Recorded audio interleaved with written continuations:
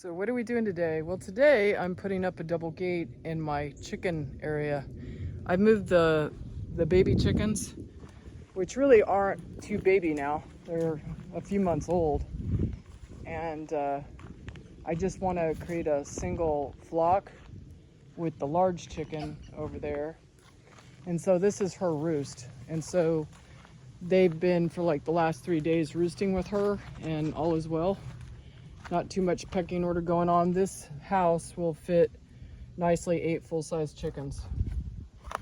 So this is the gate that I'm trying to put up. I have 2 of these, and I got them from a salvage area, and I thought they were really nice, and I didn't want them to go in for scrap or anything, so I took them. So these are dogs on a gate, which I think was popular several years ago, really before my time. And then I also picked up these horses, which were on the posts. So I think those are nice. This is the only area where I really have a small enclosure. So as you can see, I'm using this field fence puller. And the way it works is on one side, you loop the field fencing in with the hooks, and then on the opposite side, you stabilize it with this rod that goes straight down, and then you use like this set screw and you keep it in place. It really should be down to the very bottom, but it's okay. I'm only stretching about 30 feet. It's not going to do it any harm. Now this fence was already established here, and because they buried it deep, it rusted the bottom wire. Now ideally, like if you're just holding back livestock, you'd want to have it about up here, like about 1 inch up. So that way, if you want to weed whack underneath it, you're not constantly breaking your wire on the weed whacker. But because I'm trying to keep the chicks in and other things out, I don't mind that it's low and damage has already been done. And also, if you spray with herbicide, it'll take off the galvanization of your field fence. So you're really not doing yourself any favors, both health-wise and fence health-wise. So I refrain from all of that. So anyway, what I'm doing is, looks like one chicken is sitting on the others. It's real hot out, so I guess they're playing King of the Hill. Anyway, so I wanted to show the different tools that I'm using. So along with the puller, or the field fence puller, it has to be attached to a come-along, which, lucky for me, there's kind of an easy tree nearby. And so I just pulled the fence tight, and then I'll clip this off and then attach this fence to the tightened fence. And I've already put the hinges in place for one side of the fence. And then here I have the tractor jack hooked up, and if you put a chain on the bottom of your tractor jack rather than wrap it around the foot, like I call this the foot, you can wrap it around a T-post, and then it'll leverage up. So when you're using a tractor jack up, you make sure this lever's all the way up.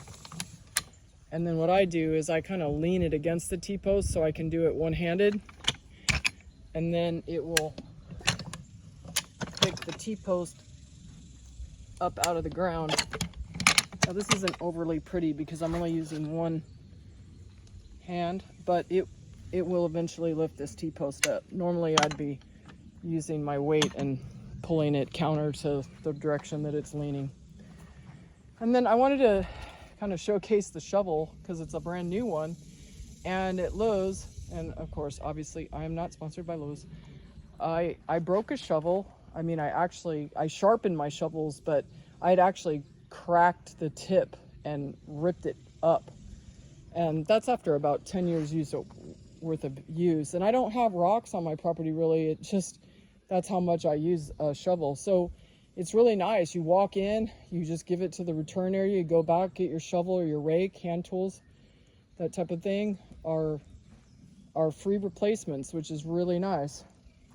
And then the other tool that I'm using that I really like, it happens to be a Craftsman, but I believe there's another maker that makes the same idea, is that the sockets themselves have a huge hole in them, so that when you come over and you want to ratchet a stud that would normally hit the bottom even in a deep socket, it'll tighten it without having the stud get in the way of the socket itself.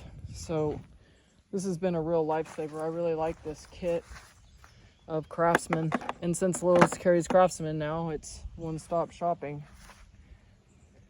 So, and then that's about all I wanted to show, like the different tools. I have all these tools for like basically one little gate or two gates, but I wanted to be able to bring the lawnmower into this area because I don't want to weed. It's a pretty good enough size area. I don't want to weed whack it. I want to just, while I'm driving the lawnmower around, I want to be able to come in here and take care of this area easily. So that's what we're doing today. Just trying to stay cool. It's supposed to have showers, so they say. That's no guarantee. It's really humid and hot here, as you can tell. I'm perspiring, but anyway, I hope you stay cool and you're enjoying your summer. Watermelon helps. Bye for now.